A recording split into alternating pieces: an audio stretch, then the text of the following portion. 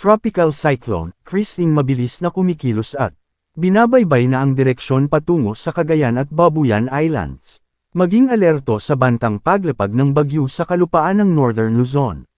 Pinapayuhan ng mga residente sa lugar na may signals na maging handa dahil sa posibleng pagbaha dulot ng malalakas na pag-ulan dahil sa malakas na habagat na hinahatak ng bagyong Christine. Inaasahang paglapag sa lupa, landfall, ngayong hapon o gabi sa kalupaan ng Cagayan o Babuyan Islands.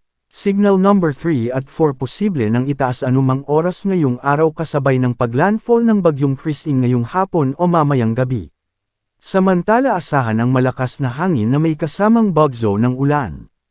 Tropical Cyclone Wind Signal number 2 nakataas na, malalakas na hangin sa loob ng 24 na oras sa Cagayan, Babuyan Islands, Iabela, Batanes, Apayao, Kalinga, Hilagang Abra, Hilagang Ilocos Sur, Ilocos Norte, Silangang Mountain Province, Silangang Ifugao. Tropical Cyclone Wind Signal number 1 malalakas na hangin sa loob ng 36 na oras.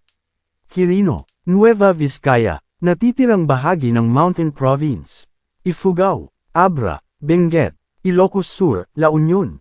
Hilagang Pangasinan, Hilagang Aurora, Northeastern Nueva Ecija, mga uulaning lugar ngayong araw at bukas.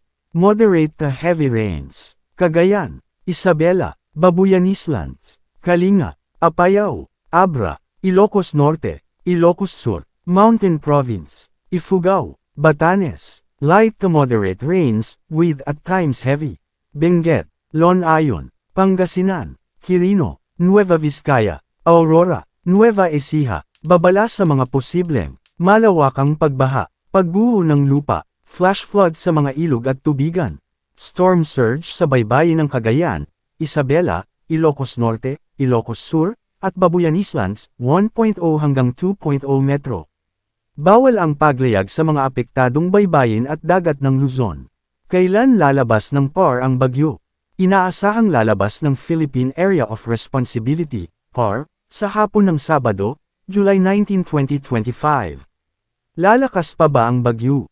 Oo, inaasahang lalakas pa at posibleng maging severe tropical storm sa loob ng 24 na oras.